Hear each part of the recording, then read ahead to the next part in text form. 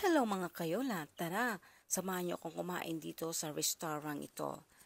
Ang restaurant ito ay nag-aalok ang Peace Tank Uhay sa Iwakuni, Japan ng on-site na restaurant kung saan masisiyahan ang mga bisita sa pagkain o merienda sa kanilang pagbisita.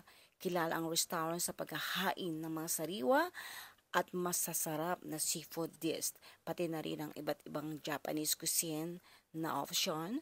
Ang ilang sikat na menu item sa Pistang Uhay Restaurant ay maaaring may kasamang sushi, sashimi, tempura, inihaw na isda at tradisyonal na Japanese noodle dish gaya ng udon o ramen. Masisiyahan ang mga bisita sa kanilang pagkain habang tinatanaw ang mga tangke ng aquarium na nagbibigay ng kakaibang karanasan sa kainan na pagpapalibutan ng marine life.